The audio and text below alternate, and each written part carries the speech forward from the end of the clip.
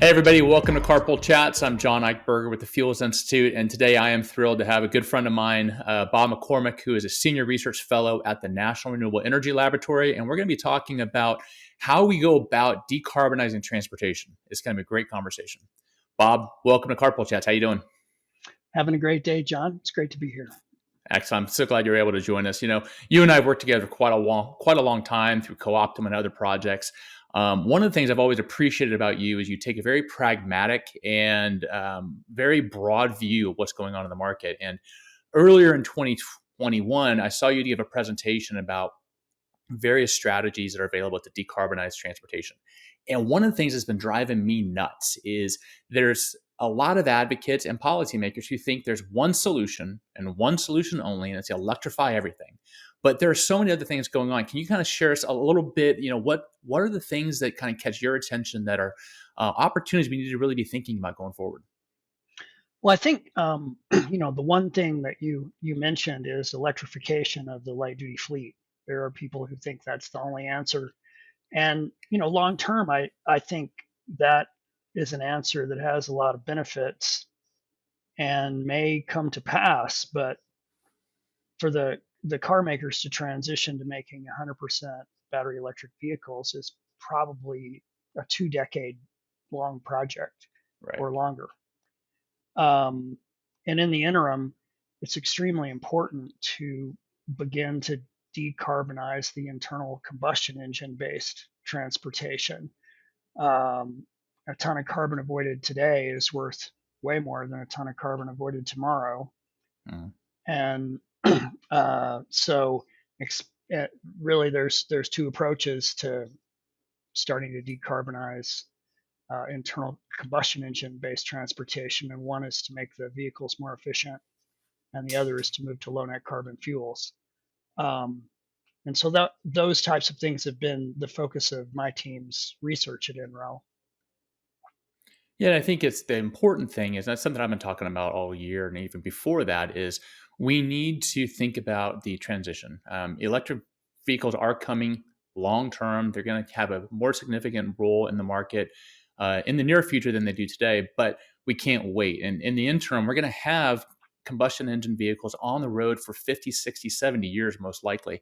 We need to do something serious about that. And from what I've learned from the co-optimally process is we need to look at vehicles and fuels as a system. How do we combine the two things? And one of the things that concerns me is this fixation on electrified vehicles.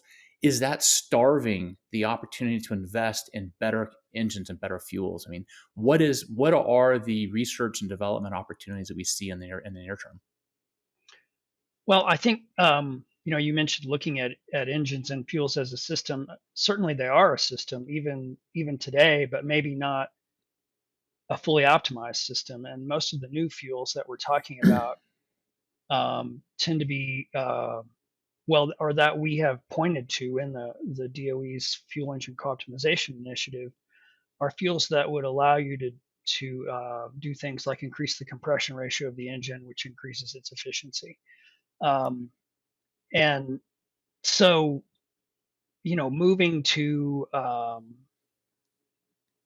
higher blend levels, say, of ethanol or of other perhaps more infrastructure compatible fuels that we pointed to, longer chain alcohols, for example, to make higher octane number fuels, is a really huge opportunity to start to decarbonize the light duty fleet.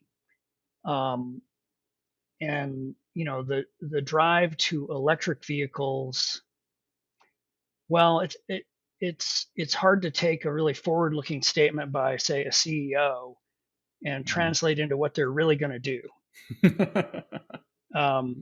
We've seen this movie a few times before. Right. But we have heard some of the engineers at the car companies have said privately that they don't think their companies are going to invest in another generation of spark ignition engines. They don't see it worth the effort to do a lot of research to develop a whole new generation of different engines. And it's hard for me to say I'm going to second guess the strategic decision makers at a multinational corporation. So I'm certainly Right. not going to do that. But there is an opportunity during this time when electric and hybrid electric car sales are going to be growing, but far from taking over the car market. There is an opportunity to increase the efficiency of vehicles easily by 10%. And which may not sound like a big number, but within the scheme of the energy system, that's actually pretty substantial, pretty Right. significant. Um, and to move to really significant amounts of low net carbon fuel. Today we have 10% ethanol, 15% ethanol is a legally approved fuel. Corn ethanol does get, say, a 40% greenhouse gas emission reduction. But there's opportunities to move to forms of ethanol that get more like 70% greenhouse gas emission reduction or potentially higher, or to other low net carbon fuels that also get really high levels of greenhouse gas emission reduction. And this is a long enough term project that transitioning to cars that could handle higher levels of ethanol or other alcohols like isobutanol or other very high octane uh, biomass derived materials. There's time to do it and enjoy the benefits of it in terms of reducing carbon emissions. Yeah, I think we have to look at the long term play here. Is we're going to be burning liquid fuels for a very long time, even as EVs gain market share, and we need to do better on that. I think the biofuel components is a great opportunity to do that, but we also, I think, need to look at the transportation space in segments. Not one solution is going to be able to fix or address the emissions in all use case scenarios. So when we think about the heavier duty space, ethanol is not the fuel, but biodiesel, renewable diesel, those type of things. What about hydrogen? What are the other things happening? I mean, if we're looking, when I tell people that I'm looking at a long-term view, and if you're putting all your eggs in the one basket for electrified vehicles, I think there's going to be other things that are available. There's going to be new technologies coming up, and things are being considered by scientists like yourself and your colleagues within the national lab space. What are the other things, the emerging technologies and opportunities that may come to fruition here in the next 10 to 20 years? Well, especially in the heavy duty space, there's such a vast range of applications that it's hard to imagine a one size fits all solution like diesel engines have been for the last few decades. Right. And you know, like when we talk to the heavy duty OEMs, we're hearing them talk about how 20, 30 years out, it's really hard to predict where various technologies are going to be. And so they're trying to be prepared today for anything. It could be 100% low net carbon fuel. It could be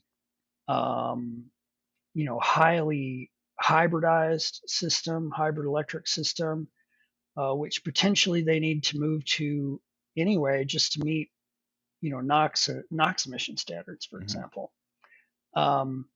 Or it could be, maybe a little longer term, hydrogen and hydrogen fuel cells. That's a technology with incredibly large potential, but it's also a technology that, from a cost perspective and in some sense from a technology perspective, has got a lot of development that needs to occur before a commercial truck operator would really want to go that way. In application, commercial applications, total cost of ownership is really everything. Mm-hmm. That's how what vehicle they buy, that's how they make the decision. Where in our personal cars, we have a lot of other, sometimes more emotional decisions on what car we buy. But I've also heard heavy duty OEMs, heavy and medium duty engine OEMs talk about, for their smaller engines that are today are diesel engines, actually are considering moving to spark ignition. Uh, Really? with it need to be a high compression ratio engine for a high octane number of fuel to get the efficiency they need. But the cost of meeting the emission standards with the technology that's used in spark ignition engines, the three-way catalyst, is just a fraction of the cost of doing it with a diesel emission control system. That would be an interesting shift to see the medium heavy duty market start using more gasoline powered vehicles than they are now. And we've been looking at the heavy duty space the last couple months with a couple of task groups trying to figure out where the space is. And one of the things I see as opportunities in that is we're starting to get to much more hub and spoke type distribution in the heavy duty space, which allows you a return at home refueling model, which opens Right. up economies for natural gas, opens up economies for heavy duty electrification, fuel cell. So you don't have to build the infrastructure necessary in the market because they come home every night. I mean, you look at Amazon, you look at UPS, you look at FedEx, they're exploring with these alternative technologies, alternative fuels, because they've got fleets that come home and they're running 200 miles a day into distribution. And that use route really fits well to try these new options out. Yeah. Now, as we get into trucking logistics, you're kind of moving out of my wheelhouse. But at the same time, clearly that's happening, and it allows a truck fleet operator to have a lot more control about. I mean, even if it's a liquid fuel, to have a lot more control about what fuel goes into their vehicle. So, if in their region there was some particular fuel that was available at a cost that they liked, they could just use it. One of the challenges on the battery side, though, battery electric vehicle or even plug-in hybrid type vehicle, is if you have like a truck, I don't know what to call it, a depot where you have 50 or 100 large trucks that you need to recharge every night. That's a lot of power. That's a lot of power, and it's certainly doable. It's not unprecedented to deliver that much power to one place at one time, but it's not the infrastructure that's in place today. Yeah, you're Um, not going to plug those into a wall outlet. right. That's for certain.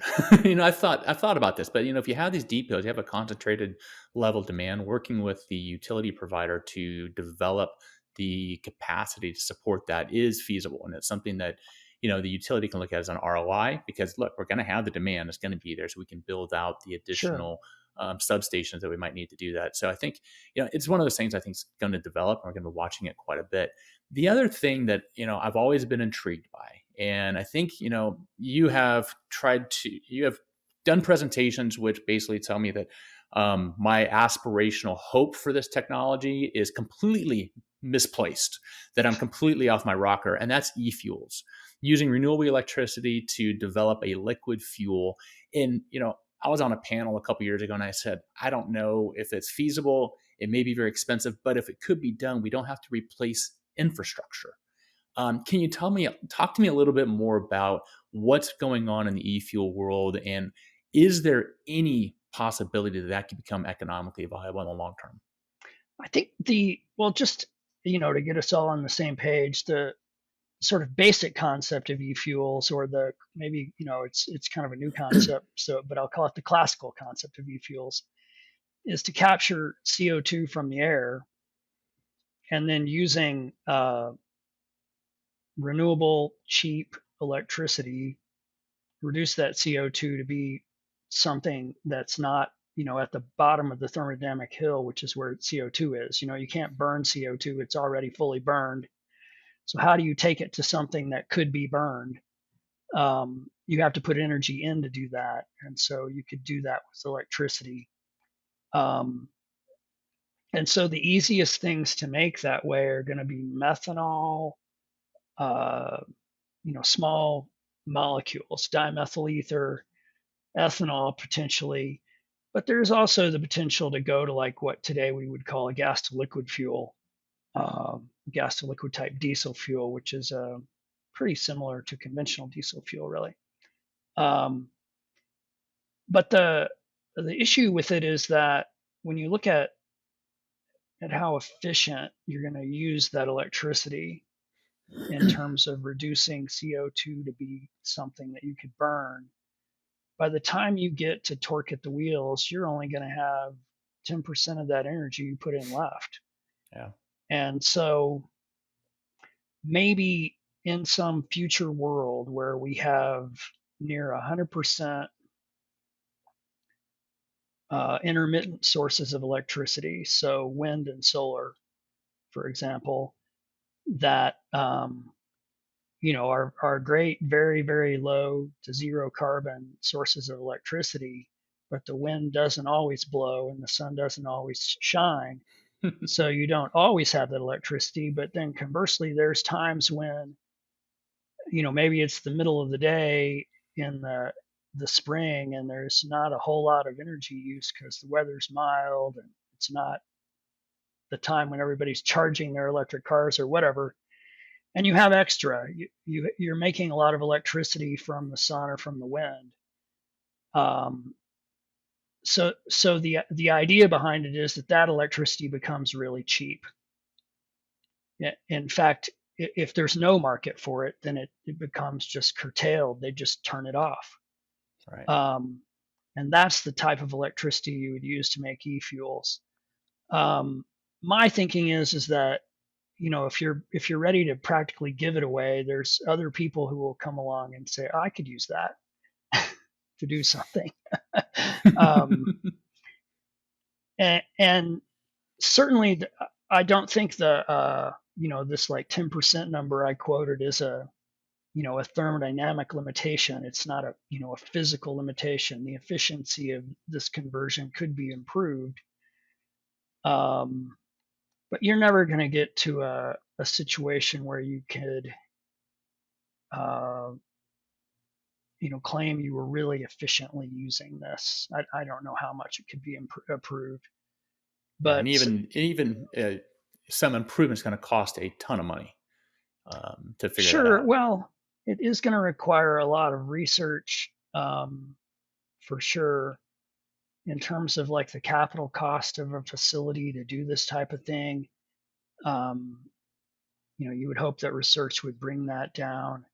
But so I have been a little bit kind of on the fence about e-fuels. Like I appreciate the potential of taking CO2 out of the air and maybe the Mhm. need to try to utilize this otherwise curtailed electricity, but it's such a low efficiency proposition that I'm a little bit skeptical of it. But at the Right. same time, when my colleagues come to me and say, "Well, shouldn't we do research on it to see what we can do with it?" Well, I agree with that. Yeah, I mean, I think But if we can create a negative carbon impact, and it's cheap, then if we can do it on volume, might make sense. It's one of those things I like to think about. I'm a child of the Jetsons, and I like to think about what me can too. we need to think. We need to think big. We need to think long term, and not just accept things as they are, and really kind of push the boundaries to see, can we come up with a breakthrough that really kind of changes the whole landscape of what we're trying to do here. And e-fuels is that one for me that's kind of out on the periphery going, man, if we can get clarity and figure that out, wouldn't that be really, really cool? But I suspect there's other stuff being kind of tinkered with in labs across the globe that, what, if we have a breakthrough, maybe we pop up and go, you know what, guys, hold the presses. We have options. And the more we continue to explore options, the better off we are, whether it's liquid fuel or some sort of synthesized fuel or something like that. I mean, I'm really afraid that we're starting to get ourselves in this one way road that has one solution, and I think we're going to end up really regretting that if we don't explore these other options. Well, I agree. We need to have, in our research and technology development, we really need to work on all possible options. You can decarbonize other sectors of the economy, in my opinion, much more easily than you can decarbonize transportation. Right. It's just a real challenge. It's really diverse. Um, what you're trying to decarbonize is not sitting there in one place; it's moving around. Uh, and transportation is today the largest source of carbon emissions in the United States. Yep. Um, with the slow but steady decarbonization of the electric grid, um, electricity production is no longer the largest source of greenhouse gas emissions. And transportation is Um, also easy for a politician to rally support because we all are familiar with transportation. We all see it, feel it, experience it every single day. So it's real tangible in a soundbite to point at. One of the things another thing I'm concerned about. Clearly, there's a lot of things I'm concerned about. I don't know how I sleep at night, another thing I'm concerned about is transportation seems, because it is the easy to hit in terms of messaging. Is it being asked to carry a disproportionate load of the emissions burden? And when we're talking about carbon mitigation, is transportation being loaded up with, you need to reduce emissions because we need you to help these other sources of emissions? And I think you start getting out of proportion in terms of regulatory requirements, and that's just going to impose so much cost to the end user and families that it could be pretty dangerous if we don't figure out a way to balance out the approaches. well, doing this in a way that doesn't put transportation out of reach of people, for example, right? That just won't happen Yeah. politically. That can't happen. Yeah. So, Yeah. um, you know, so anyway, that's important. But because transportation it is the single largest source and by far the largest source of greenhouse gas emissions within transportation is light duty vehicles. Um, Something has to be done um, if we're going to successfully decarbonize our economy. Yeah. Well, Bob, Um, it's you guys are doing great work at NREL, and all the labs that I'm affiliated with are doing some fantastic work. It's been a huge professional honor and personal honor to be able to work with you guys on a variety of things and benefit from what you guys are doing. I appreciate you joining us at Carpool Chats, because this conversation, we need to have more conversations like this. We need to have constructive dialogue about what are our options. We know what the issue is. We know what the target is. We know what our objectives are, but we need to really have open exploration of our options so we can deliver the best solutions to the market, rather than the politically expedient ones. So thank I, you again for everything you've done, and thanks for joining us. I really appreciate it. well, you're welcome. And what you just said is really key. We need to have discussions between uh, all different sectors of the transportation market, commercial users, individual citizens. You know, it understanding what people's ideas are on how who aren't scientists. I think is really important on how we could decarbonize transportation. Yeah, there's got to be a bridge between the science and the practical application. And I think the more we all work together, the better off we're all going to be. So thanks again for joining us. And for you guys out there, thanks for tuning in to Carpool Chats. And we'll see you guys next time. Have a good one. Thank you for the opportunity, John. Take care. Thanks, Bob. Bye.